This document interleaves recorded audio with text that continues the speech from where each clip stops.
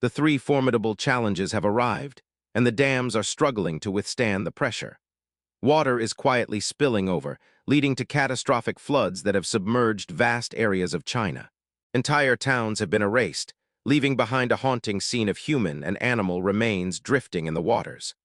Above, the threat of 100,000 nuclear bombs looms ominously. The floods are wreaking havoc, and the consequences of hasty hydropower development are becoming painfully clear. Beijing is feeling the strain, with signs of decline evident throughout the city. Public discontent is rising, and many are choosing to flee in search of safety and stability. Even India is turning away from Chinese cuisine, not due to concerns about cleanliness, but because of the alarming levels of toxicity associated with it. Globally, Chinese products are facing increasing rejection, leading to a significant decline in the nation's reputation. In the streets, elderly men and women from China are exhibiting unsettling behavior, grabbing anything in sight, cardboard boxes, cables, and packages, without a second thought for the rules. What has led to this apparent loss of civility? Join us for today's episode of Decoding China, where we delve into these pressing issues and provide you with all the crucial insights you need. The nightmare of the Three Gorges Dam is upon us. The dams are unable to cope with the massive amounts of water, leading to quiet releases that have left half of China underwater. Entire towns have been destroyed, and human and animal bodies are floating in the floodwaters. Recently, several regions in the southwest, central, and southern parts of the country have experienced severe heavy rainfall, along with water being released from reservoirs. This has caused widespread flooding and intense disasters, wiping out the hard-earned belongings of many families and leaving countless people in a state of despair. Many areas are facing devastating disasters marked by urban flooding, submerged villages, blocked roads, and alarming reports of casualties. The sight of human and animal bodies floating in the water has intensified the tragedy. On the evening of July 4th, a mudslide hit Dam County in Sichuan's Ganzi Prefecture, unleashing torrents of mud and debris that obliterated entire homes and severed a bridge in two. Eyewitnesses fled in terror, and shocking videos of the disaster quickly spread across social media. In Guam's Space City, a 5-story residential building collapsed completely into the river. In Gansu's Lumnan City, days of heavy rain triggered landslides that claimed the lives of 2 construction workers. Meanwhile, in Sichuan's Shandu, river levels surged dramatically, and Heilongjiang faced relentless downpours. The Yangtze River's water level has risen rapidly due to heavy inflows from upstream, with the Three Gorges Reservoir reaching 152 meters by 2 p.m. on July 2nd, 7 meters above the designated flood control level. The Sichuan Basin has become one of the hardest-hit regions. Between June 29th and 30th, torrential rains swept across much of the area, with some locations experiencing extreme rainfall. In just one day, total precipitation exceeded 14 billion cubic meters, an amount comparable to pouring 1,000 West Lakes into the basin in a single day. Chengdu was at the epicenter of this extreme weather, and the added pressure from upstream water releases has led to widespread urban flooding. Videos shared on social media by local residents vividly capture the dire situation unfolding around them. "Oh no, all the cars are submerged," one person exclaims as another gasps. "Look at that car, the water is too high." In Fujian, where relentless rain fell throughout the night, vehicles are half submerged, resembling boats navigating through the floodwaters. In many neighborhoods, water levels rose so dramatically that residents had to close their windows to keep the deluge out, with some even reporting fish swimming outside their homes. Chongqing has seen multiple areas inundated, with water pouring into the Tinfu 3rd Street station of the Chongqing Metro like a waterfall. In the Shandu high-tech zone, a residential community's underground parking garage was flooded in just 30 minutes, submerging over 50 cars. In the Jinjiang district, a food delivery worker was spotted using a rubber raft to navigate the flooded streets while delivering meals. The aftermath of the disaster is shocking. In Guizhou's Rome County, vehicles have been overturned by the rushing waters, streets are buried under mud, and even homes valued in the millions have been swept away. This area has been one of the hardest hit, with water levels rising so high that some places are submerged up to the 2nd floor. Netizens have expressed their heartbreak, noting that for rural families, a home represents the hard work and dedication of generations. Now everything is gone, and the sense of loss is palpable. A local farmer expressed the frustration many are feeling. When it doesn't rain, our crops wither from drought. But when it rains, it pours so heavily that the floods wash everything away. How are we supposed to live like this? Her heartfelt words underscore the increasing climate volatility that has plagued China over the past 2 decades, where extreme heat, drought, and torrential rain have become alarmingly common. Experts have pointed to the proliferation of large-scale reservoirs, including the Three Gorges Dam, as a significant factor contributing to this rise in extreme weather. With 100,000 nuclear bombs metaphorically hanging overhead, the floods wreak havoc, and China is now facing the consequences of its reckless hydropower development. Currently, China is home to around 98,000 hydropower dams and reservoirs of various sizes. While heavy rainfall is a contributing factor to flooding disasters, many of the recent floods have been exacerbated by the release of water from upstream hydropower stations and reservoirs. In a 2025 study, researcher Fushan Nan and colleagues utilized deep learning techniques to analyze urban flood events across China, drawing from news reports between 2000 and 2022. Their research covered 251 counties, representing about 46% of the country's land area. The findings revealed that floods are most frequent between June and August, and aside from the peak year of 2010, there has been a steady increase in flood occurrences since 2003, coinciding with the initial impoundment of the Three Gorges Reservoir on June 1, 2003. While it may seem coincidental, researchers suggest there could be a deeper connection at play. Studies indicate that intense rainfall events in China have increased by 10% over the past 60 years, significantly raising the risk of flooding.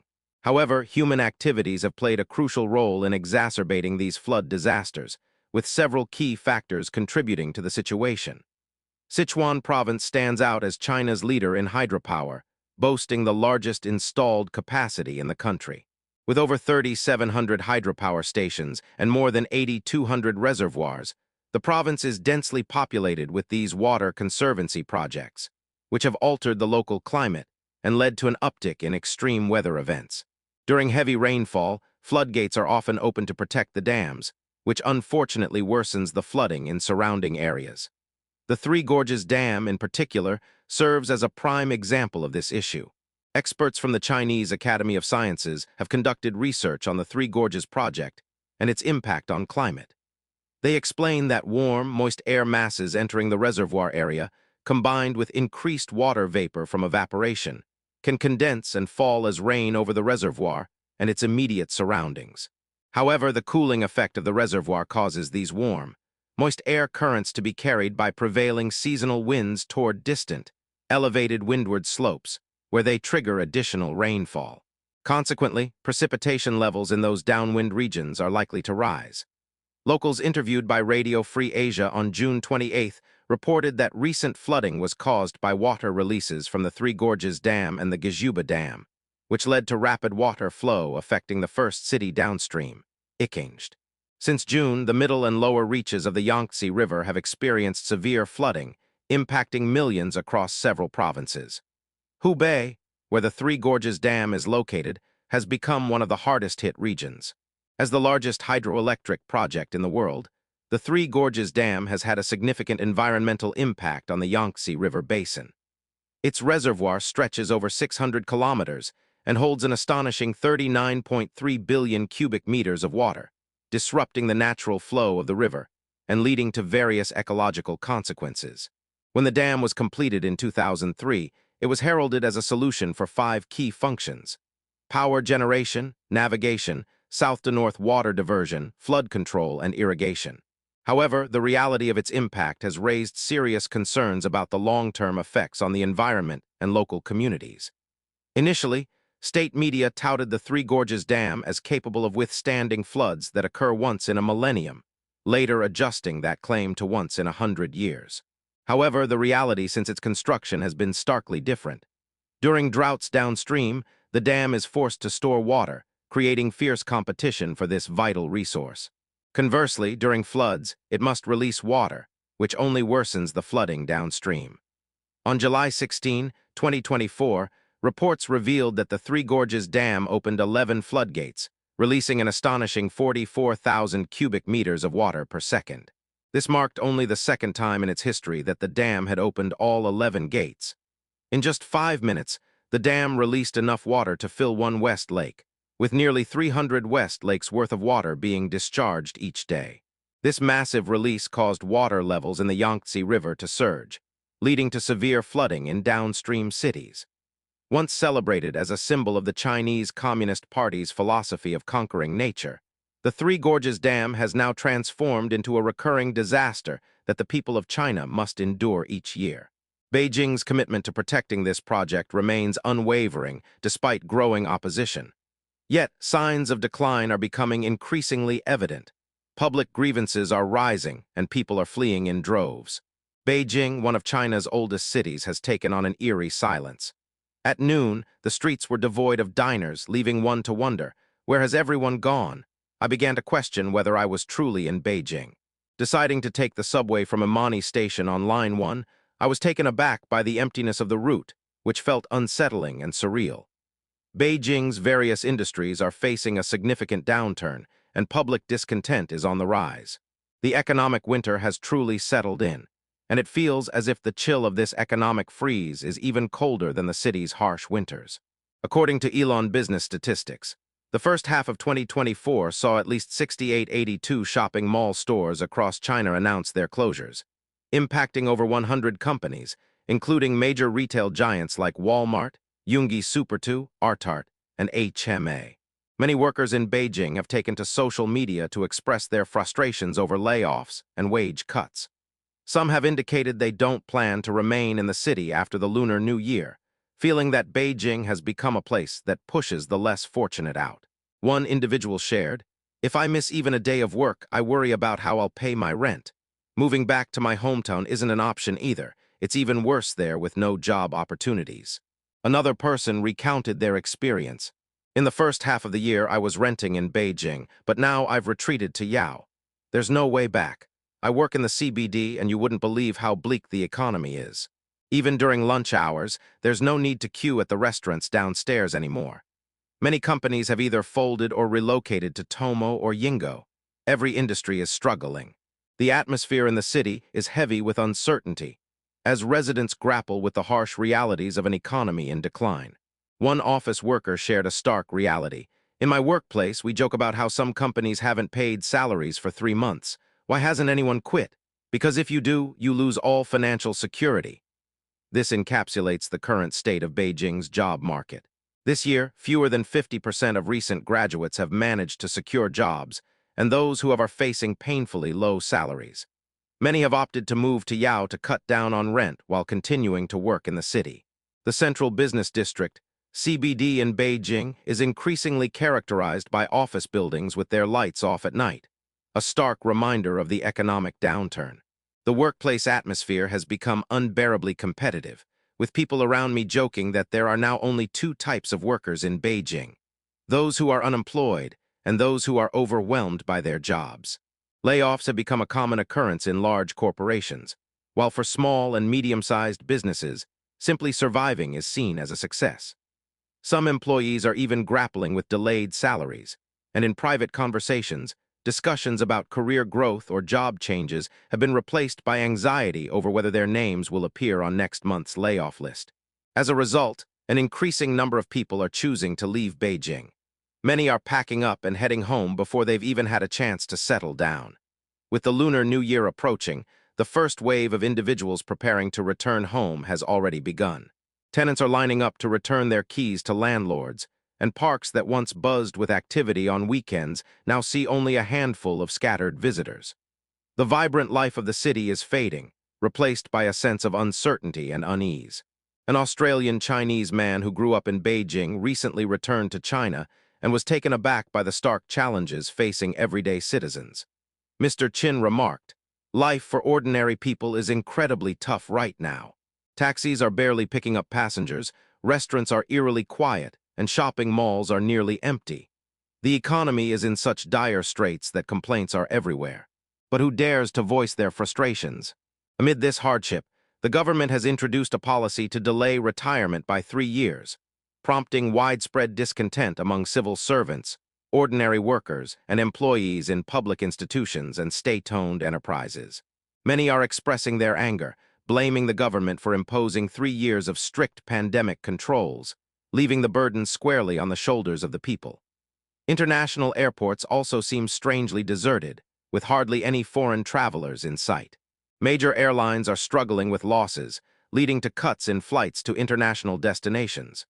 Professor Jing, for instance, recently traveled from Beijing to Tokyo before continuing on to New York. When asked why he chose to transit in Tokyo, he explained, "There are currently no direct flights from Beijing to New York. On the rare occasions when there is a direct flight, it's just one per day, and the ticket prices are simply unaffordable." In a city once bustling with life, the silence speaks volumes about the current state of affairs, leaving many to wonder what the future holds.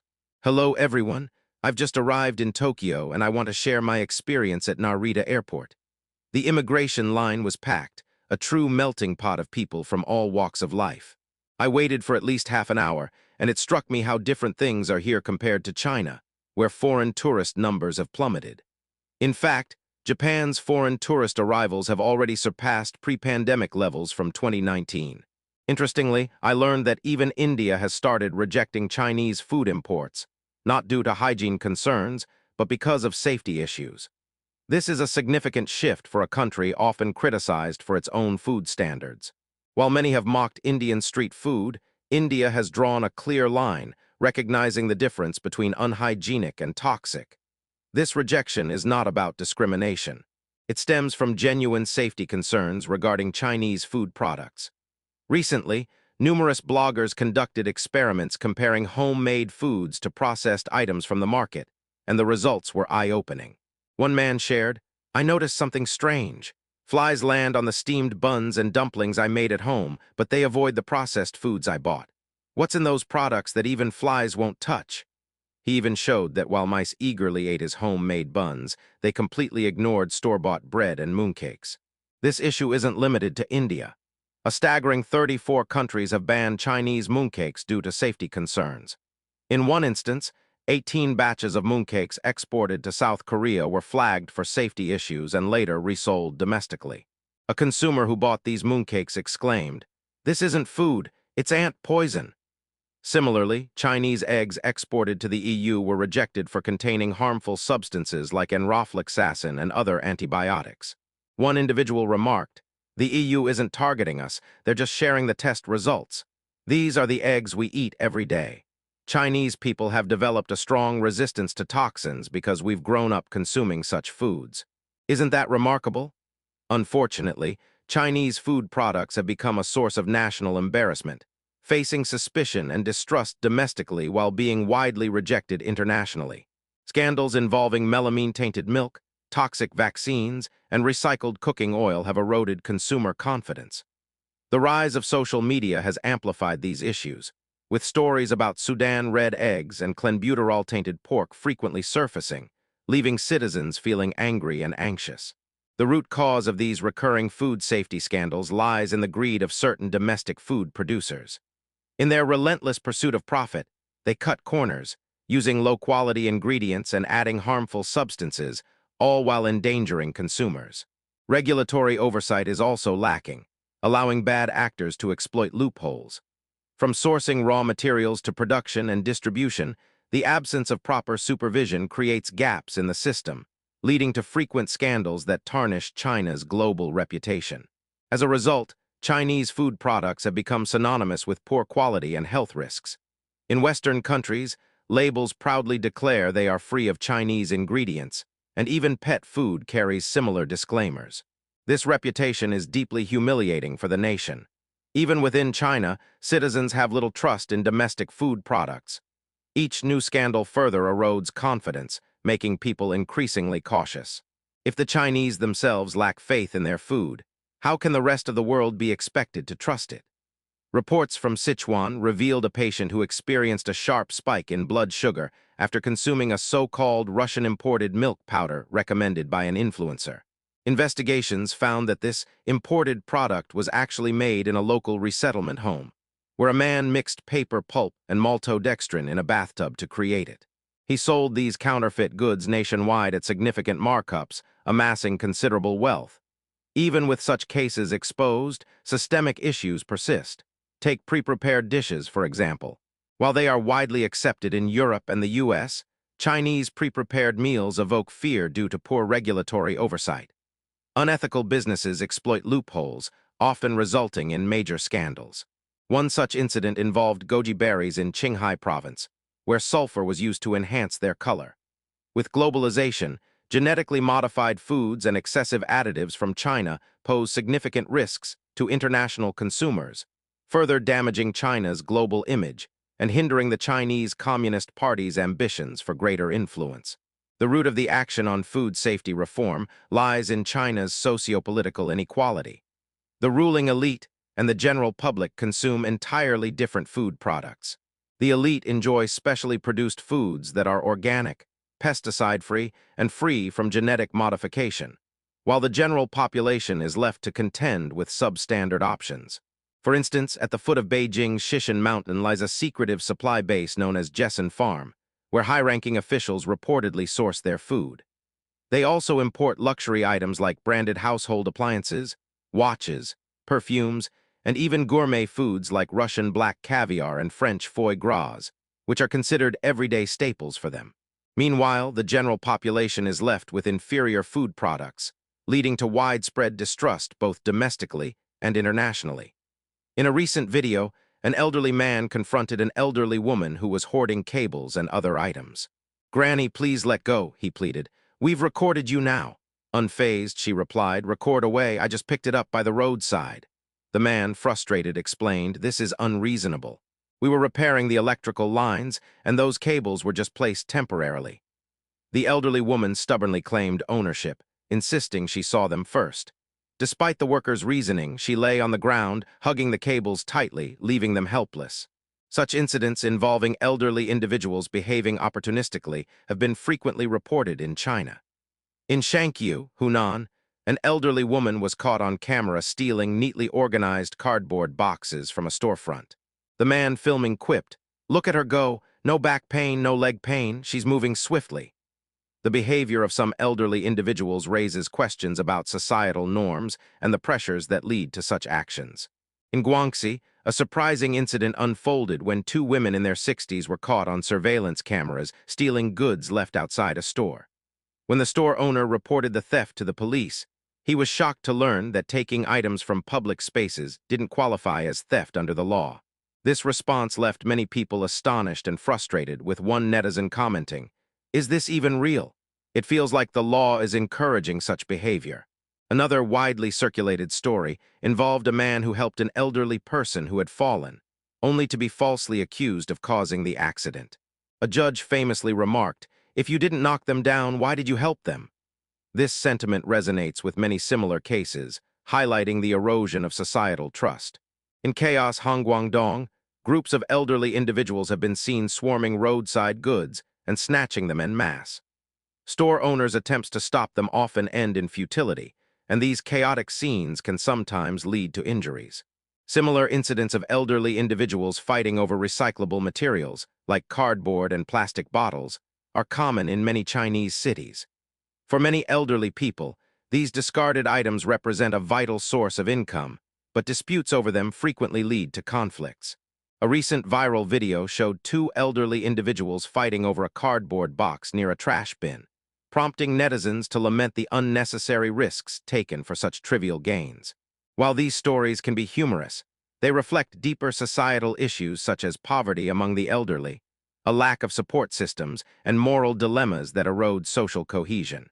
As resources become scarcer, the struggle to secure a portion becomes fiercer. This phenomenon explains the scenes of people fighting over scraps, both literally and figuratively.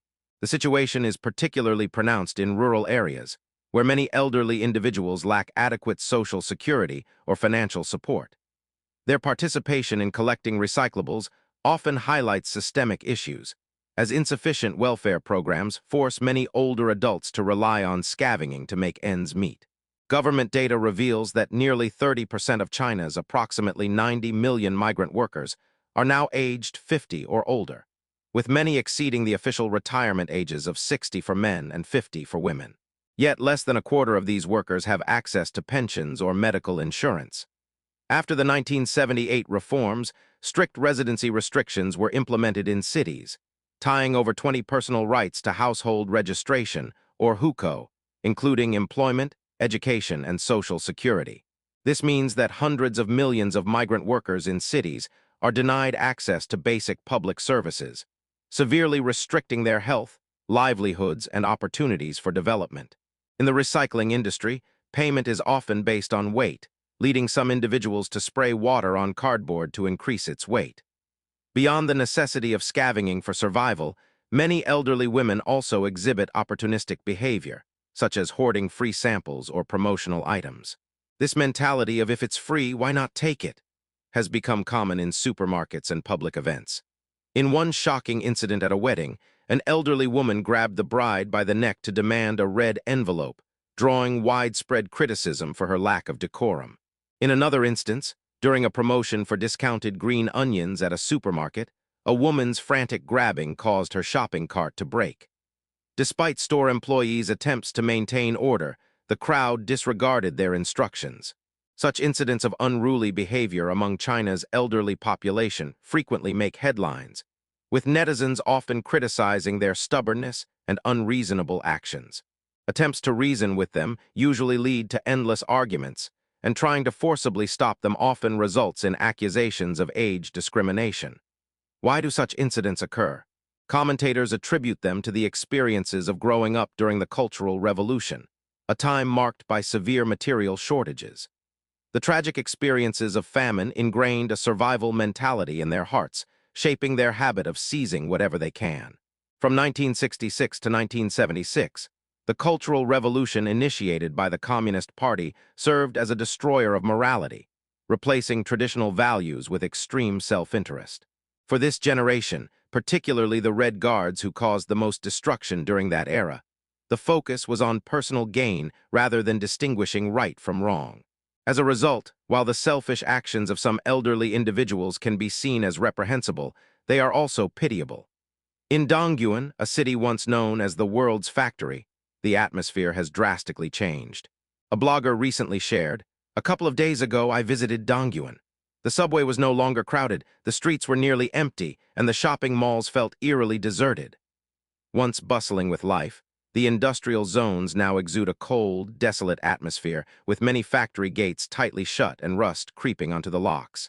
Factories that once thrived have left, taking with them not just machines and production lines, but also the dreams of countless workers. Dongyuan, which used to boast a per capita GDP second only to Shenzhen, has now fallen to the bottom of Guangdong's GDP rankings. The primary reason for this decline is external.